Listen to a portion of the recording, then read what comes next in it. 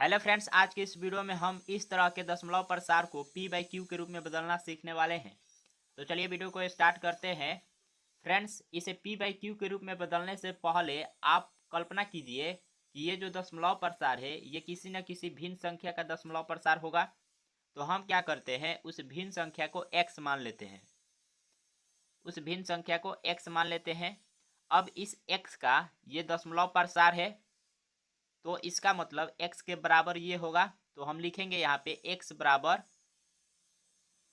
9.12 दशमलव प्रसार में जिस संख्या के ऊपर बार लगा हुआ रहता है वह संख्या उस दशमलव प्रसार में बार बार रिपीट होता है। तो इसको हम ऐसे भी लिख सकते हैं, x बराबर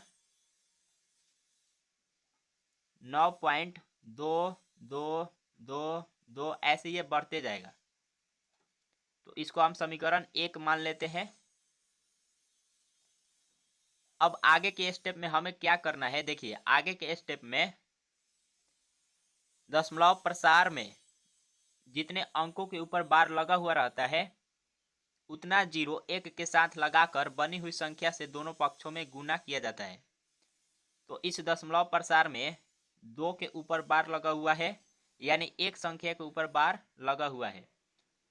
तो एक संख्या के ऊपर बार लगा हुआ है, इसलिए एक पर एक जीरो लगाएंगे तो कितना 10 संख्या बना। अब इस 10 से दोनों पक्षों में गुना करेंगे। तो x में 10 से गुना करेंगे तो 10x बराबर 9.222, इसमें जब 10 से गुना करेंगे तो ये 92.2222 ऐसे ये बढ़ते जाएगा। अब इसको हम समीकरण 2 मान लेते हैं।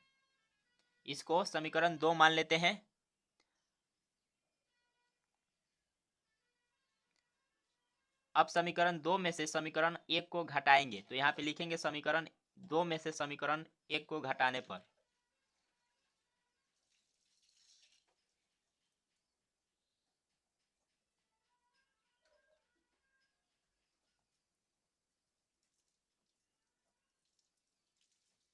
समीकरण 2 ये है, यहाँ पे लिखेंगे 10x फिर 92.2222। उसके बाद समीकरण 1 ये है, तो यहाँ पे लिखेंगे x बराबर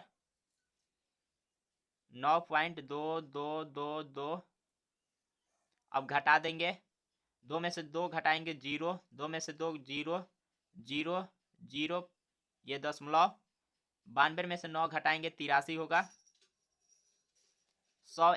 10 x में से एगो x घटाएंगे तो 9 x हो जाएगा। अब इस दशमलव प्रसार में देखिए दशमलव के बाद जीरो है और जीरो के बाद कोई संख्या नहीं है, कोई अंक नहीं है, तो जीरो का वैल्यू नहीं होता है। यहाँ पे हो जाएगा x बराबर, ये गुना में 9 है तो बराबर के इधर आएगा तो भाग में हो जाएगा, यानी 83/9। तो दोस्तों यही वह भिन्न है जिसका दशमलव प्रसार ये है। तो यही हमारा आंसर होगा, यानी p बाई क्यू के रूप में हम इसको बदल दिए, तो ये हमारा आंसर होगा। अब चलिए एक और उदाहरण लेकर देखते हैं। तो देखिए 2.3 को p बाई क्यू के रूप में बदलिए। तो इसे भी हमें p बाई क्यू के रूप में बदलना है।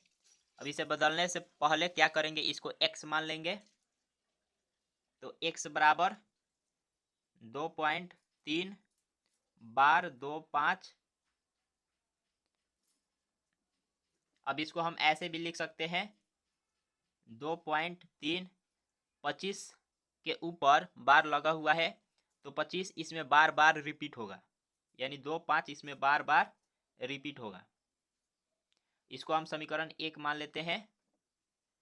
अब इस दशमलव प्रसार में 2 अंक के ऊपर बार लगा हुआ है, यानी एक पर 2 जीरो लगाएंगे तो क्या संख्या बना 100। अब इस 100 से दोनों पक्षों में गुना कर देंगे। तो x में 100 से गुना करेंगे तो कितना होगा 100x। अब इसमें जब 100 से गुना करेंगे तो ये हो जाएगा 232.525225। ये भी ऐसे बढ़ते जाएगा। इसको समीकरण 2 मान लेते हैं। अब समीकरण 2 में से समीकरण 1 को घटाएंगे, लिखेंगे यहाँ पे समीकरण 2 में से 1 को घटाने पर